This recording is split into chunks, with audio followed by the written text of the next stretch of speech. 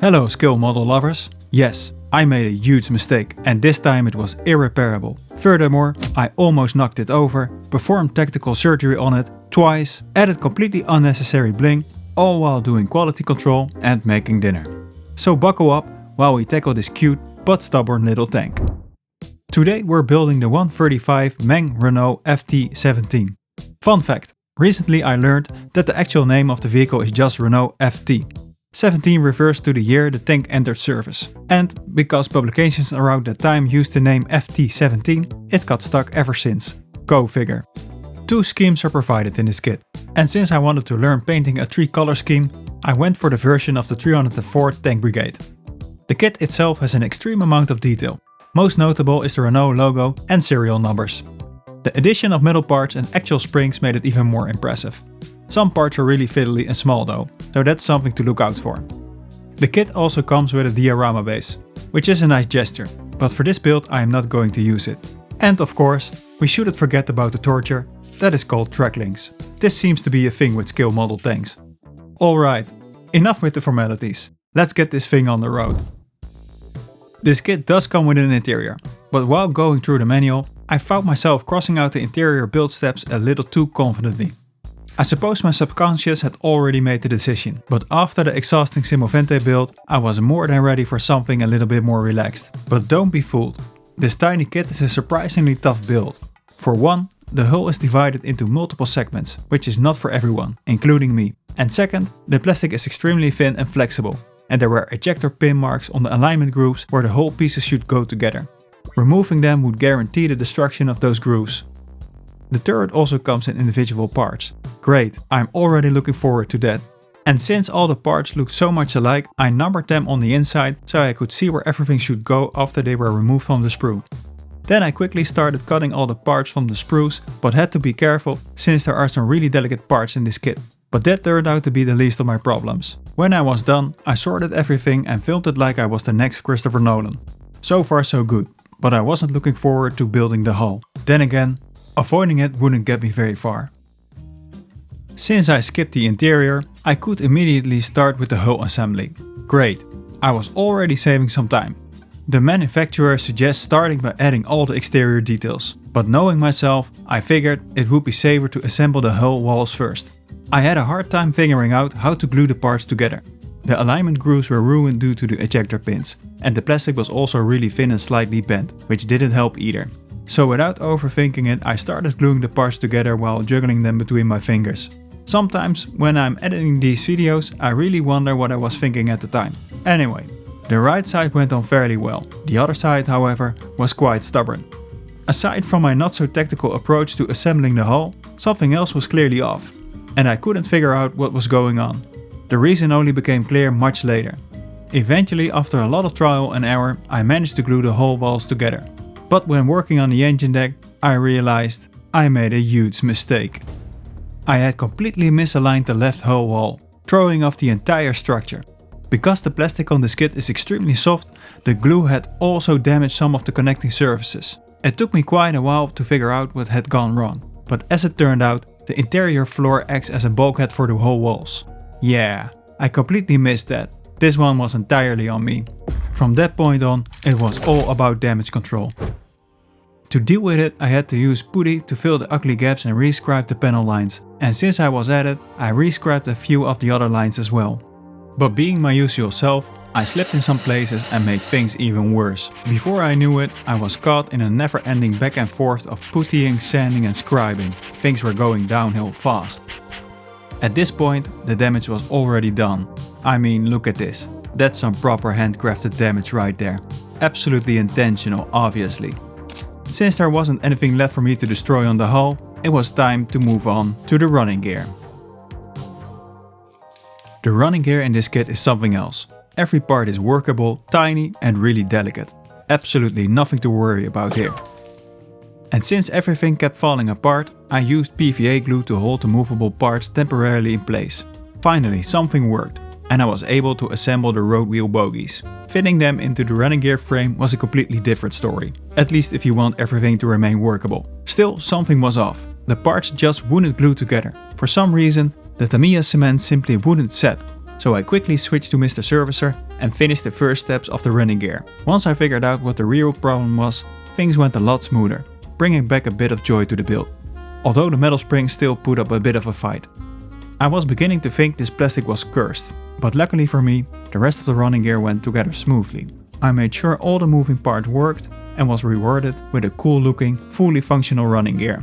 And although I have been complaining since the beginning of this video, this kit is actually quite nice. The level of detail is very high, and I even learned a thing or two along the way. After all the technical work, it was time to add the exterior details. Lucky for me, this was mostly about adding the details I skipped at the beginning of the build. I fitted the shackles, the toolbox, exterior tools, the exhaust and these two little thingies whose names I absolutely don't know, or what they're supposed to do. If anyone knows, leave a comment. Of course I glued one of them slightly off. Then I moved on to the vertical spring system. Here you actually have to pay attention, because the left and right sides are slightly different. You also need to fit the actual spring and make sure everything lines up properly, since this whole assembly will later be glued to the running gear. I even twisted my arm to show you the result. Still, switching to Mr. Cement made everything go much smoother. So this is the result so far. It is beginning to look like something. And look, it works. How cool is that? Before I could move on to the turret, I added the last PE parts. Unfortunately, the grill that came with this kit was already ruined when I opened the box. They didn't even give me a chance to ruin it myself. Such a disappointment. I tried fixing it, but only made it worse, so I just glued it in place. I also snapped a piece from the trench tail and had to patch it up. By now, the model looked like it had already gone through war. Calling it battle damage wouldn't even cut it at this stage. However, the horror wasn't over yet. I still had to do the turret, and considering how badly I misaligned the whole structure, I wasn't looking forward to this. This is the only time where you will have to make a decision based on what version you are building. And since I am building the US version, I could skip the machine gun parts. One of the upsides of this kit is that cleanup is minimal. The sprue attachment points are very small and the parts themselves are already very crisp. And since this kit is quite delicate and technical, it makes things a little bit easier. At least if you're an experienced modeler. I mean, I honestly don't know what I'm doing right now.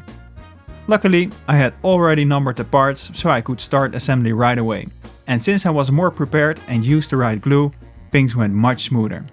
Despite that, I was unable to fit the turret hatch. Maybe it was just me, but a round and hexagonal shape don't go together very well. I checked the manual to make sure I wasn't losing it, but didn't find the answer. So I forcefully rammed it on with as much CA glue as I could possibly find. And is it just me, or does this thing look like some sort of medieval knight? Maybe it was the glue, but after that moment I couldn't help seeing faces on this tank everywhere. Anyway, we're almost there. Time for some fun individual track link building. The tracks are of the workable type, and although they look great and snap together easily, most of them still had ejector pin marks which needed to be dealt with. Great, time to get depressed. I stuck some tape to a piece of cardboard and laid out all the track links so they could easily be treated with putty without flying across the bench. Man, do these companies think we don't have anything better to do? Apparently not. Somehow I felt weirdly satisfied seeing all those track links lined up on the cardboard. I quickly started applying putty to all of them and let it dry overnight. And yes, then you will have to sand every single piece. Why do I put myself through this torture?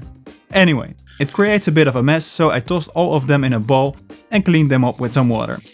After letting them dry, it was time for assembly.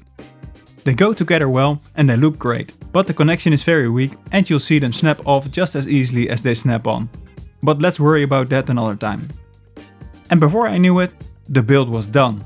Yet I could not help feeling somewhat unsatisfied. Something didn't feel right. The model was missing something. Don't say you didn't see this coming. Since I had a leftover piece from the Semovente build, I just had to use it. While researching, I also noticed the vehicle had these cute little chains that were fitted on the front and the back of the vehicle. And it just so happens that I had the perfect chains for the job. There was only one problem. The attachment points at the back were in the wrong place, at least according to my references. But when going through my spare kits, I found these rings waiting to be used.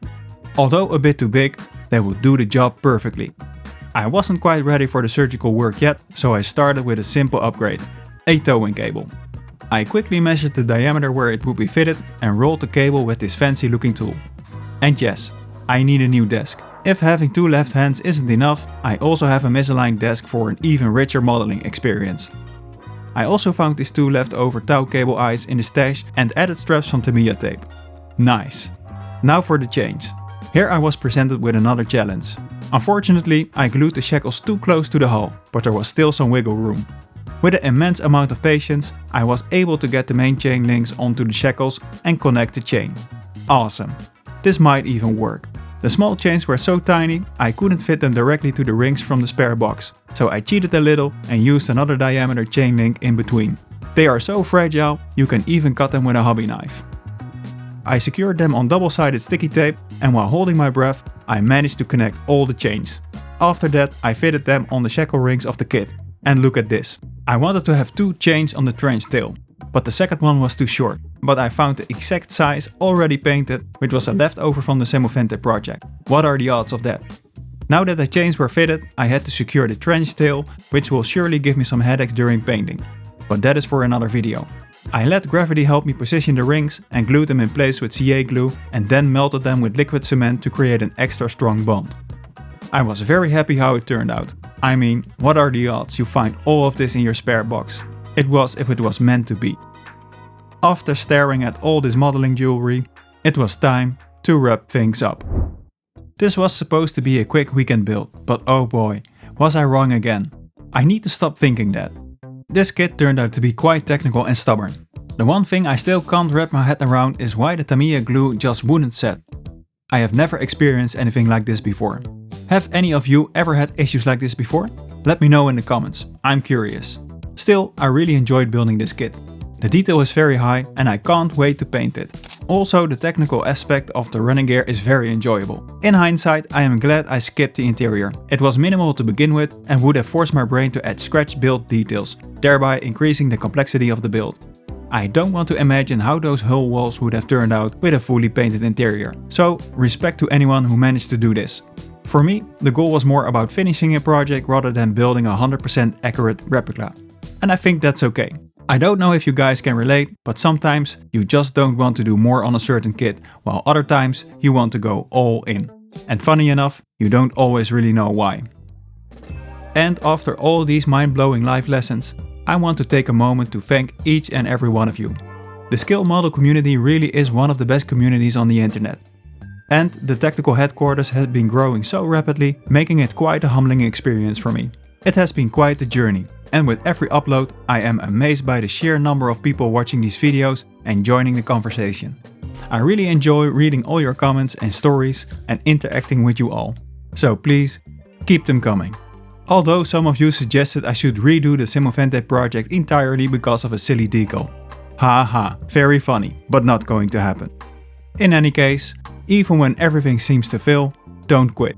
Finish your models instead. It will never be perfect, but you will still learn new things and appreciate the parts that went well and turned out great. And with that bombshell, I salute you. Thank you all for watching and see you guys in the next one.